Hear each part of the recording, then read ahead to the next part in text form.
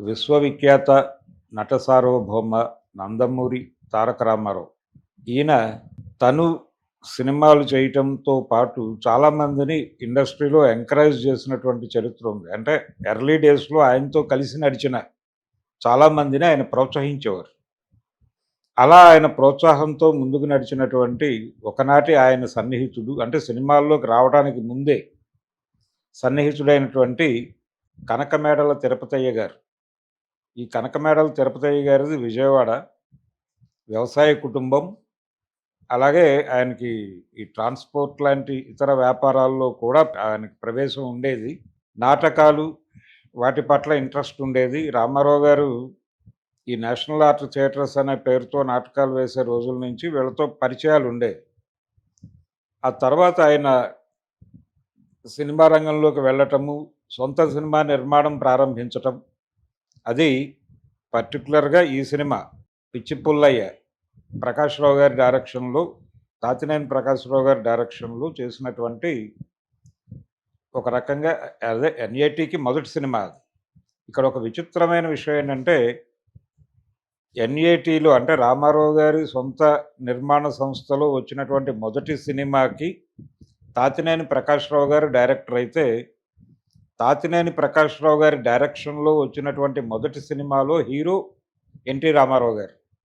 అది వాళ్ళిద్దరి మధ్య ఒక, అంటే వాళ్ళ బాండింగ్ అందరికీ తెలుసు. వాళ్ళ మధ్య ఉన్న స్నేహం అందరికీ తెలుసు. కానీ వారి మొదటి సినిమాలో వీరు హీరో, వీరి వీరి ఓన్ ప్రొడక్షన్‌లో మొదటి సినిమాకి ఆయనే డైరెక్టరు. ఇది ఒక విచిత్రమైనటువంటి విషయం.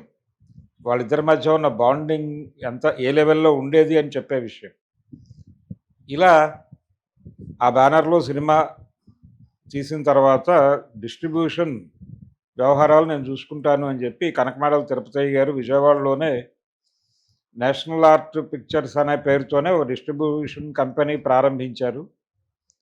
అది 'తోడు దొంగలు' సినిమా కూడా వాళ్ళే డిస్ట్రిబ్యూట్ చేశారు. తర్వాత రామారావు గారి ప్రోద్బలంతోనే ఈయన ప్రొడక్షన్‌లోకి కూడా వచ్చారు ఈ కనకమేడల తిరుపతయ్య గారు. వచ్చి 'కృష్ణావతారం' అనేటువంటి సినిమా చేశారాయన. ఆ సినిమాకి రామారావు గారి బంధువు పుండరీకాక్షయ్య గారు కూడా సహనిర్మాతగా ఉన్నారు ఆ సినిమాకి. అంటే ఆయన, ఈయన కలిసి చేశారు ఆ సినిమా. అట్లూరి పుండరీకాక్షయ్య గారు, అలాగే కనకమేడల తిరుపతయ్య గారు కలిసి ఈ 'కృష్ణావతారం' అనే సినిమా చేశారు. హరికృష్ణ గారు దానిలో చిన్ని కృష్ణుడిగా కనిపిస్తారు.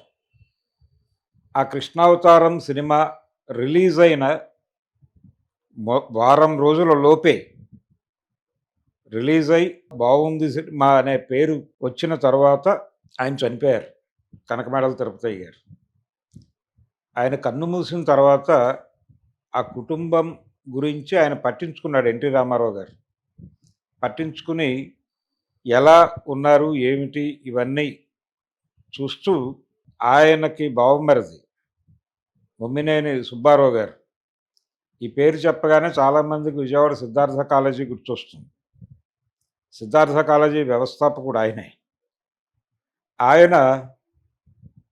ఆయన్ని పిలిచి ఎన్టీ రామారావు గారు అడిగారు, ఏంటి పరిస్థితి అని.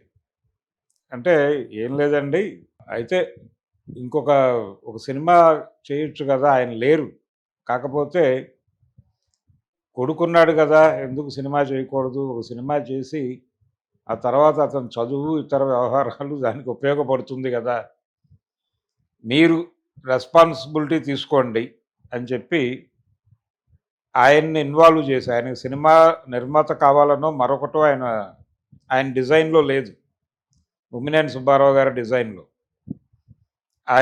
ఆయన్ని ఇన్వాల్వ్ చేసి 'భలే తమ్ముడు' అనే సినిమా మళ్ళీ అట్లూరి పుండరీకాక్షయ్య గారు, ఈ కనకమేడల తిరుపతయ్య గారి కుటుంబ సభ్యుల సహకారము, ఈ రెండు కలిపి ఆ సినిమా డిజైన్ అయ్యి బయటకొచ్చింది. ఏది 'భలే తమ్ముడు' అనే సినిమా అది రీమేకు అయినప్పటికీ తెలుగులో మహమ్మద్ రఫీ గారితో పాటలు పాడించటం, ఇవన్నీ కలిసి ఆ సినిమాని ఆడియన్స్‌కి బాగా కనెక్ట్ చేసినాయి. ఆర్థికంగా మంచి విజయం సాధించినటువంటి సినిమా అది 'భలే తమ్ముడు'. అదే టైంలో ఈయన్ని ఇంజినీరింగ్ చదివించమని అడ్వైజ్ చేసింది అంటే దేవి వరప్రసాద్ అనేటువంటి ఆ తర్వాత రోజుల్లో 'ఘరానా మొగుడు' లాంటి అద్భుతమైన విజయాలు సాధించిన నిర్మాత దేవి వరప్రసాద్ ఈ కనకమేడల తిరుపతయ్య గారి కుమారుడే. ఈ దేవి వరప్రసాద్ గారిని ఇంజనీరింగ్ చదివించమని ప్రపోజ్ చేసింది కూడా రామారావు గారే అంటారు. అది ఒకసారి ఎప్పుడూ దేవి వరప్రసాద్ గారే చెప్పుకున్నారు. ఇలా మా మేనమామ తో మా ఫ్యామిలీ కోసమే 'భలే తమ్ముడు' సినిమా చేశారు అని కూడా ఆయనే చెప్పగా చదివాను నేను. ఆయన ఒక ఇంటర్వ్యూలో చెప్పగా చదివాను. ఇలా తిరుపతయ్య గారు వెళ్ళిపోయిన తర్వాత కూడా ఆ ఫ్యామిలీ గురించి కేర్ తీసుకోవటం అనేది గొప్ప విషయం. ఆ తర్వాత ఈయన దేవి వరప్రసాద్ గారు చదువు కంప్లీట్ చేసి వచ్చిన తర్వాత ఏం చెయ్యాలి, వాట్ నెక్స్ట్ అనే ఇది వచ్చినప్పుడు అప్పటికి డిస్ట్రిబ్యూషన్ వ్యవస్థ లేదు వీళ్ళకి. తిరుపతయ్య గారు ప్రొడక్షన్ లైన్లోకి వచ్చాకే అది ఆగిపోయింది. ఆ తర్వాత రామారావు గారి సినిమాలన్నీ కూడా విజయ పిక్చర్స్లో రిలీజ్ అయ్యాయి. ఇది కథ. అయితే వీళ్ళేమో ప్రొడక్షన్ లైన్లోకి వచ్చేసారు, ఈయన చదువు ముగించుకుని వచ్చారు. వాట్ నెక్స్ట్ అనే డిస్కషన్ వచ్చినప్పుడు ఎందుకు నువ్వు మీ తండ్రి గారి వారసత్వాన్ని కొనసాగిస్తూ సినిమా నిర్మాణంలోకి రాకూడదు అని ఒక మాట అనేసాడు ఆయన రామారావు గారు. అనేసిన తర్వాత ఈయనకి కన్ఫ్యూజన్ తొలగింది ఏం చెయ్యాలి అనేది. నువ్వు ఒక కథ తెచ్చుకో, ఒక డైరెక్టర్ని ఒక కథని తెచ్చుకో, నేను డేట్స్ ఇస్తాను, సినిమా చేద్దాం అని చెప్పి కంక్లూడ్ చేశాడు ఆ సెషన్ని. అప్పుడు ఈయన మళ్ళీ విజయవాడ వచ్చేసి ఈ కథ వేటలో ఉన్నారు అప్పుడు ఆయన. ఈ వేటలో ఉండగానే ఒక విచిత్రమైన సంఘటన జరిగింది. అది ఆయన నవభారత్ బాబురావు గారని విజయవాడలో డిస్ట్రిబ్యూటర్, ఆయన నవభారత్ ఫిల్మ్స్ బాబురావు గారి ఆఫీస్లో కూర్చుని ఉన్నాడు దేవి వరప్రసాద్ గారు. అక్కడికి రాఘవ్ గారు, ప్రతాప్ ఆర్ట్స్ రాఘవ్ గారు దాసరి నారాయణరావు అనేటువంటి ఒక కుర్రాన్ని తీసుకొచ్చి ఒక కథ చెప్పించాడు ఆయనకి, బాబురావు గారికి. తాత మనవడు అనే కథ. ఈ తాత మనవడు కథ బాగుంది, అయితే డైరెక్షన్ ఎవరు చేస్తారు అని అడిగాడు ఆయన. ఇతనే చేస్తాడు, ఇతనికి చాలా అనుభవం ఉంది, అసిస్టెంట్ డైరెక్టర్గా భీమ్ సింగ్ గారి దగ్గర పనిచేశాడు. భీమ్ సింగ్ గారి దగ్గర పనిచేయటం మాత్రమే కాదు, ఒకే కుటుంబం సినిమా రామారావు గారు భీమ్ సింగ్ కాంబినేషన్లో వచ్చిన సినిమాకి ఆయన తమిళ సినిమా ఒకటి కమిట్ అయి ఉన్నారు. మధ్యలో ఒక వారం రోజుల పైన ఆయన ఇక్కడ ఉండలేని పరిస్థితుల్లో ఆయన చెప్పగా మొత్తం ఆ వారం రోజుల వరకు ఈయనే ఎగ్జిక్యూట్ చేశాడు. ఈ కుర్రాడే దాసరి నారాయణరావే ఎగ్జిక్యూట్ చేశాడు. కాబట్టి ఇతనికి సమర్థత ఉంది. అందుకని దాన్ని నమ్మి నేను ఈ సినిమా ఇతనితోనే డైరెక్ట్ చేద్దాం అనుకుంటున్నానని ఆయన క్లారిటీ ఇచ్చాడు. అయినప్పటికీ బాబురావు గారు నమ్మలేదు. ఈ కథ తీసేసుకుని కేఎస్ ప్రకాశ్రావు గారిని డైరెక్టర్గా పెట్టుకుంటే నేను అడ్వాన్స్ ఇస్తాను, మనమే డిస్ట్రిబ్యూట్ చేద్దాం ఆ సినిమా అన్నాడు. అది తెగలేదు, అక్కడ వెళ్ళిపోయారు. అయితే అదే గదిలో బాబురావు గారు పక్కనే కూర్చున్నటువంటి దేవి వరప్రసాద్ గారు అట్రాక్ట్ అయ్యాడు దాసరి గారు కథ చెప్పే పద్ధతికి. అట్రాక్ట్ అయ్యి ఇతని డైరెక్షన్లో రామారావు గారితో సినిమా అనేది ఎలా ఉంటుంది అని ఆయన ఊహించుకుని ఇదే మాట ఆయనతో చెప్పాలనుకున్నాడు. ఈలోపు మోదుకూరు జాన్సన్ గారు చెప్పిన ఒక లైన్ ఆయనకి కనెక్ట్ అయింది. ఒక పల్లెటూరు కుర్రాడు, అక్కడ కొన్ని ఘర్షణలు జరిగి వాటి నుంచి కుటుంబాన్ని తనని కాపాడటం కోసం సిటీకి వచ్చేసి సినిమా లైన్లోకి వచ్చి పెద్ద హీరో అయ్యి ఇలా నడుస్తుంది కథ. కథానాయకుని కథ అన్న పద్ధతిలో టైటిల్ పెట్టి ఈ సినిమాని తెరకెక్కిస్తే రామారావు గారికి కొత్తగా ఉంటుంది అని జాన్సన్ గారు చెప్పినటువంటి లైన్ నచ్చి అప్పటికే ఆయన బ్రెయిన్లో ఇంకా తాత మనవడు, దాసరి గారు నేరేట్ చేసే పద్ధతి ఇవి ఉన్నాయి. ఇది రామారావు గారికి చెప్దామని వెళ్ళాడు. లైన్ చెప్పారు, ఓకే అన్నాడు ఆయన. ఎవరు డైరెక్టరు అని ప్రశ్నించారు. ప్రశ్నించినప్పుడు దాసరి నారాయణరావుని ఒక కుర్రాడిని చూశానండి నేను విజయవాడలో నవభారత్ బాబురావు గారికి కథ చెప్తుండగా అతను నాకు కనెక్ట్ అయ్యాడు. అతన్నే మన సినిమాకి డైరెక్టర్‌గా పెట్టుకుంటే బావుంటుందని నాకు అనిపిస్తోంది అని చెప్పడానికి ఈయన కొంచెం తటపటాయిస్తున్నాడు. ఈ తటపటాయిస్తూ ఉండగా రామారావు గారు యోగానంద్‌తో డైరెక్ట్ చేయించేయి అని చెప్పి ఆ మీటింగ్‌కి ఫుల్ స్టాప్ పెట్టారు. దాంతో ఈయన మనసులో మాట మనసులోనే ఆగిపోయింది. ఇది కూడా దేవివరప్రసాద్ గారే ఒక ఇంటర్వ్యూలో చెప్పుకున్నాడు. ఆగిపోయింది. ఈయన మనసులో దాసరితో డైరెక్ట్ చేయించాలి అని ఉంది కానీ రామారావు గారు ఆ మాట అనేసిన తర్వాత ఇంక దానికి ఎదురు చెప్పే ధైర్యం లేక బయటకొచ్చేసి యోగానంద్ గారికే డైరెక్షన్ బాధ్యత అప్పజెప్పేశాడు. అలా కథానాయకుని కథ రిలీజ్ అయింది. రిలీజ్ అయ్యి ప్రొడ్యూసర్‌గా ఇతన్ని నిలబెట్టింది దేవివరప్రసాద్. ఆ తర్వాత మళ్ళీ వాట్ నెక్స్ట్ అనేది గొడవ. రామారావు గారితోనే సినిమా చేయాలి. ఏ సినిమా అనేది. 10 నంబరీ అని మనోజ్ కుమార్ గారి సినిమా రిలీజ్ అయ్యి పెద్ద హిట్ అయినటువంటి సందర్భం. దాన్ని తెలుగులో రీమేక్ చేస్తే ఎలా ఉంటుంది అని ఒక ఆలోచన. రాఘవేంద్రరావు గారు డైరెక్టర్.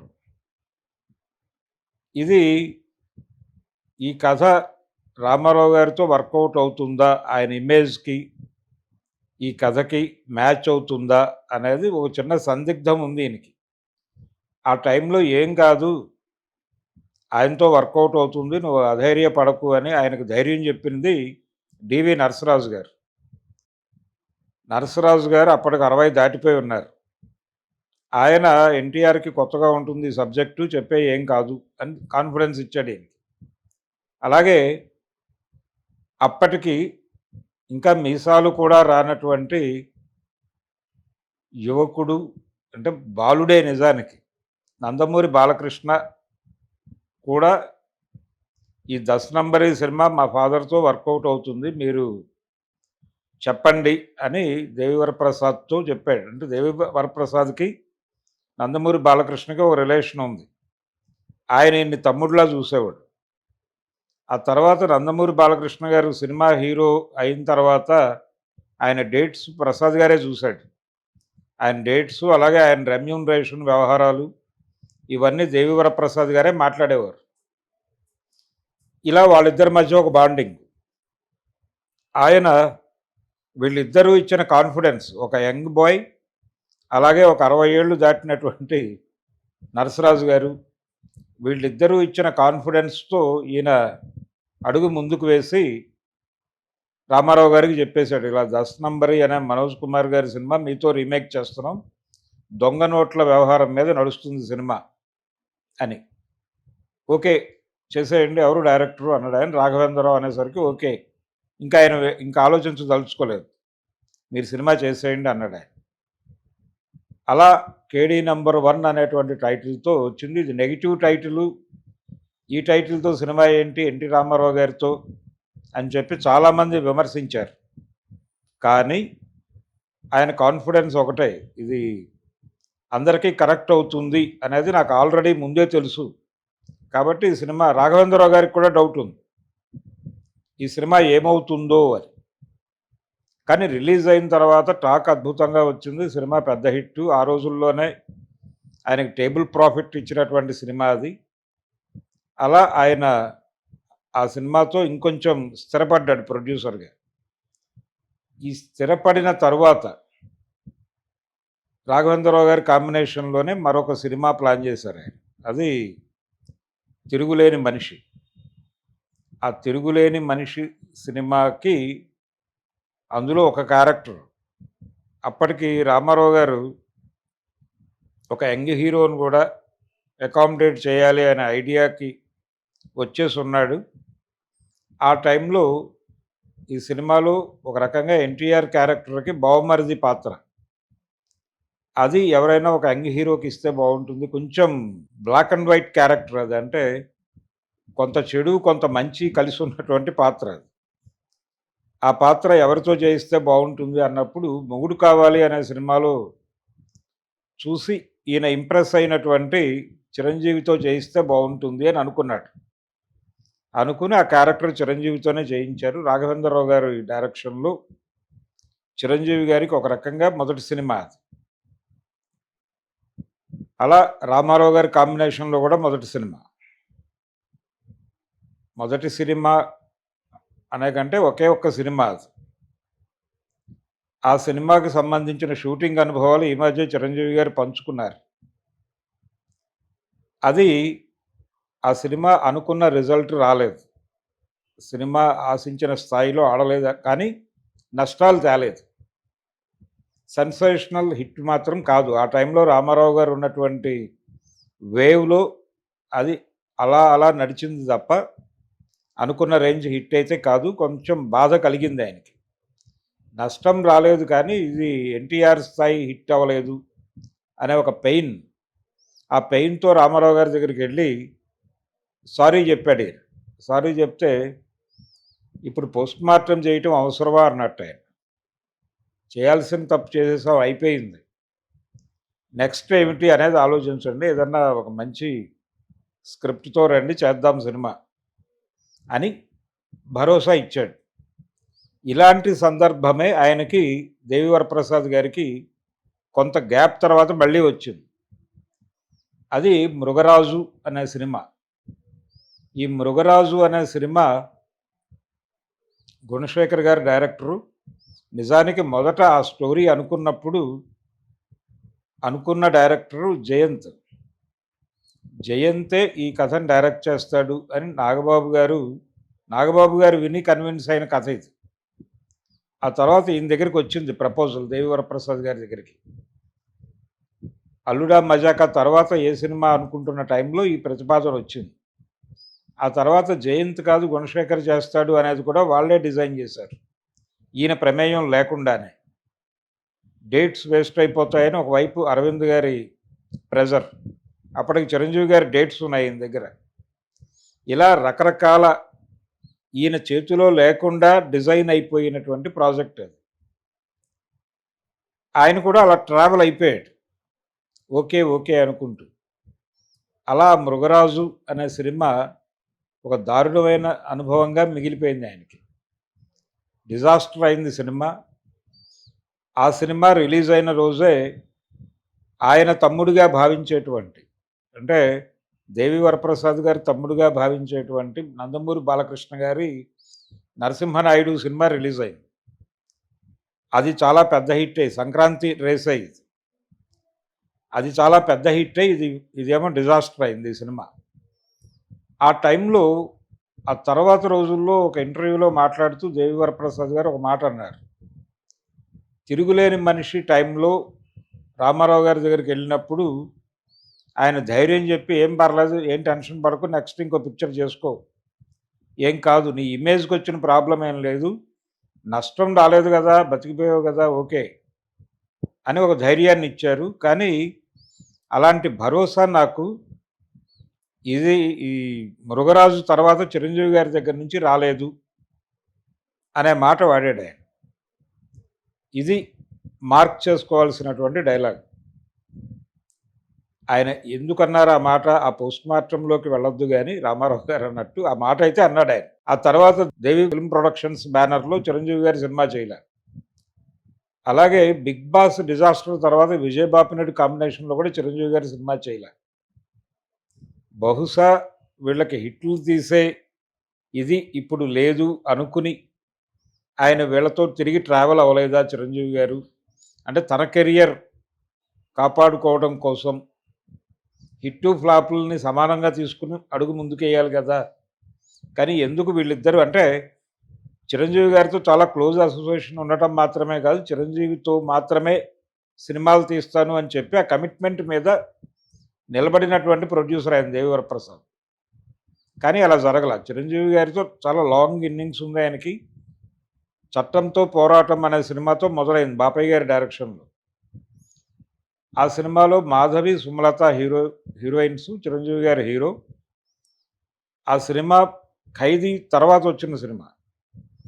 ఆ టైంలో కొంచెం చిరంజీవి గారికి నిలబడిన సినిమా అదే. ఖైదీ తర్వాత హై ఎక్స్పెక్టేషన్స్తో కొన్ని సినిమాలు అటు ఇటుగా ఆడినాయి. కానీ ఈ సినిమా దానిలో వేసినటువంటి ఎలిమెంట్స్, కొంత గ్రామీణ నేపథ్యము, ఇవన్నీ వర్కౌట్ అయ్యి సినిమాని నిలబెట్టినాయి. ఆ తర్వాత అదే బ్యానర్‌లో వచ్చినటువంటి రాఘవేంద్రరావు గారి కాంబినేషన్‌లో వచ్చిన సినిమా 'కొండవీటి రాజా' అది కూడా బానే ఆడింది. ఇలా ఆ ప్రయాణం 'మంచి దొంగ' సినిమా చేశారు అదే బ్యానర్‌లో. ఈ ప్రయాణం సక్సెస్‌ఫుల్ ప్రయాణం ఇది. 'ఘరానా మొగుడు' లాంటి సెన్సేషనల్ హిట్ ఆ బ్యానర్‌లోనే వచ్చింది. అది యాక్చువల్‌గా తమిళ్ సినిమా. రజనీకాంత్‌తో వాసు గారు తీస్తున్నటువంటి సినిమా. విజయశాంతి గారు అక్కడ హీరోయిన్‌గా యాక్ట్ చేశారు రజనీకాంత్ సినిమాలో. ఆవిడ ఈ సినిమా మీరు చేస్తే బాగుంటుంది అని చెప్పటంతో దేవివరప్రసాద్ గారు ఇన్వాల్వ్ అయ్యి ఆ కథను తీసుకొచ్చి వీళ్ళ పద్ధతిలో అడాప్ట్ చేసి 'ఘరానా మొగుడు' అనే టైటిల్తో ఆ సినిమాని రిలీజ్ చేస్తే అది సెన్సేషనల్ హిట్. ఆ సినిమా పబ్లిసిటీలో ఒక మాట ఘరానా హిట్, ఘరానా వసూళ్ళు ఇలా పెట్టాడు ఆయన. అలా ఒక ఘరానా హిట్ తీసిన తర్వాత ఒక కొంచెం కాంట్రవర్షియల్ హిట్ మూవీ కూడా చేశాడు ఆయన, 'అల్లుడా మజాకా' అనే పేరుతో. ఆ కాంట్రవర్షియల్ హిట్ తర్వాత ఒక గౌరవప్రదమైన సినిమా చేయాలి అనుకుని చేసినటువంటి డిజాస్టరే 'మృగరాజు'. అది నష్టపరిచింది. ఆ తర్వాత చిరంజీవి గారి దగ్గర నుంచి తనకి తిరుగులేని మనిషి టైంలో రామారావు గారి దగ్గర నుంచి వచ్చినటువంటి హోప్ రాలేదు అనేది ఆయన ప్రస్తావించిన విషయం. దాదాపు అక్కడితో అయిపోయింది. కానీ రామారావు గారితో మాత్రం అప్పుడు తిరుగులేని మనిషి తర్వాత ఒక సినిమా చేశాడు ఆయన. ఆ సినిమా ఏమిటంటే 'నా దేశం'. రామారావు గారు కథ తెచ్చుకోమని చెప్పారు. ఈయన ప్రయత్నాల్లో ఈయన ఉన్నాడు. ఈలోపు రాజకీయ ప్రవేశానికి సంబంధించి ఒక ప్రకటన చేశాడు ఆయన. ఆ ప్రకటన చేసేసరికి ఈయన కొంచెం కంగారు పడి వెళ్ళాడు ఆయన దగ్గరికి. ఏంటి సార్ మీరు పొలిటికల్ ఎంట్రీ ఇస్తున్నారట? అవును ఇస్తున్నాను. ఇప్పటికీ డేట్స్ ఇచ్చినటువంటి ప్రొడ్యూసర్లు ఉన్నారు, 2-3. నీకు సినిమా చేస్తానని మాట ఇచ్చున్నాను. పల్లవి వెంకటరత్నం గారికి చెప్పున్నాను, అలాగే కృష్ణరాజు అని ఇంకో నిర్మాతకు కూడా చెప్పున్నాను. కాబట్టి మీరు ఒకసారి కూర్చుని మాట్లాడుకుని మీరు ముగ్గురు కలిసి చేస్తారా, లేకపోతే ఒకళ్ళు తీసేసి ఇద్దరే చేసుకుంటారా, మీరు ప్లాన్ చేసుకుని రండి, ఒక కథతో రండి. నేను 18 రోజులు 20 రోజుల కంటే మీతో ట్రావెల్ అవ్వలేకపోవచ్చు నాకున్న షెడ్యూల్ రీత్యా. కాబట్టి ఓ 10 రోజుల్లో స్క్రిప్టు, ఒక 20 రోజులు షూటు, సినిమా కంప్లీట్ అయిపోవాలి. అలా చేసేసుకోండి మీరు, ఇదే నా చివరి సినిమా అవుతుంది అని చెప్పి ఒక టెన్షన్ మొదలుపెట్టాడు ఆయన. దాంతో ఆ టైంలో రిలీజ్ అయినటువంటి అమితాబ్ బచ్చన్ సినిమా 'లావారీస్' రైట్స్ తీసుకుని ఎన్టీఆర్తో సినిమా, పరుచూరి వారితో స్క్రిప్టు డిజైను, బాపయ్య గారు డైరెక్టర్. ఇది సెటప్. ఈ సెటప్ విన్నప్పుడు రామారావు గారి పిల్లలే 'లావారీస్' సినిమా రామారావు గారితో చేయటం ఏమిటి అని దేవివరప్రసాద్తో అన్నారు. ఆయనతో ఉన్నటువంటి చొరవతో, ఆయన ఆ కుటుంబం మనిషి అనేసరికి, అయితే కేడీ నెంబర్ 1 అప్పుడు ప్రోత్సహించారు కదా మీరు అందరూ అన్నట్టు ఆయన. ప్రోత్సహించాం కానీ ఇది వేరు కదా అన్నారు వాళ్ళు. లేదు లేదు ఆయన ఓకే చెప్పేశారు, ఇంకెవరు ఏమీ మాట్లాడొద్దు అని చెప్పి అలా ఆయన 'నా దేశం' సినిమా వెంకటరత్నం గారితో కలిసి పల్లవీదేవి కాంబైన్స్ అనేటువంటి బ్యానర్లో ఆ సినిమా రిలీజ్ అయింది. విపరీతమైన వసూళ్లు సాధించింది ఆ సినిమా. ఓపెనింగ్స్, భారీ ఓపెనింగ్స్, చరిత్ర అప్పటి వరకు తెలియనటువంటి ఓపెనింగ్స్ కలెక్ట్ చేసిన సినిమాగా అది నిలబడింది. అలా ఎన్టీఆర్తోనూ చిరంజీవితోనూ మాత్రమే సినిమాలు తీసినటువంటి ప్రొడక్షన్ కంపెనీ దేవి ప్రసాద్ గారి కంపెనీ. వాళ్ళ నాన్నగారి వారసత్వంలో ప్రొడ్యూసర్ అయ్యాడు. ఆ తర్వాత వారి కుమార్తె కూడా సినిమాలు తీసే ప్రయత్నం చేశారు. ఈయన మానికొండ అల్లుడు, కృష్ణా జిల్లా మానికొండ అల్లుడు. వాళ్ళ మావయ్య గారు విజయవాడ సిద్ధార్థ కాలేజీ వ్యవస్థాపకుడు. ఇలా ఒక బిగ్ ఫ్యామిలీ నుంచి వచ్చాడు ఆయన. అలా దాదాపుగా 'మృగరాజు' తర్వాత ఆయన ఆపేశాడు ప్రొడక్షన్. ఆ తర్వాత ఏదో ఒక సినిమా చేశారు కానీ అదంతా చెప్పుకోదగ్గ సినిమా కూడా కాదు. వాళ్ళ అమ్మాయి ఏదో సరదాగా చేసిన సినిమా. దాని మీద ఆయన పెద్దగా దృష్టి పెట్టలేదు. ఎందుకనో ఆయన డిస్కనెక్ట్ అయిపోయాడు సినిమాకి. అలా ముగిసింది ఆ కథ. ఒక కృష్ణావతారంతో మొదలై మురుగరాజుతో ఆ ప్రస్థానం ముగిసింది. ఆ తర్వాత ఆయన కూడా వెళ్ళిపోయారు. ఈయన చిరంజీవితోనే సినిమాలు చేస్తాను అని చట్టంతో పోరాటం టైంలో చెప్పాడు ఆయన. చిరంజీవి డేట్స్ ఇచ్చినప్పుడే సినిమా చేస్తాను అని. కానీ మధ్యలో నందమూరి బాలకృష్ణతో కూడా ఒక సినిమా చేశారు. అది 'భలే దొంగ'. కోదండరామిరెడ్డి గారు డైరెక్టర్. ఈ సినిమా తన చెల్లెలి పేరుతో తీశాడు ఆయన. తన బ్యానర్‌లో కాదు. వేరే బ్యానర్ క్రియేట్ చేసి ఆయన చెల్లెల్ని ప్రొడ్యూసర్‌గా పెట్టి ఆ సినిమా తీశారు. అది కూడా పెద్ద హిట్. ఇది రామారావు గారితో మొదలుపెట్టి చిరంజీవి గారితో ముగించినటువంటి దేవి వరప్రసాద్ గారి సినిమా ప్రయాణం.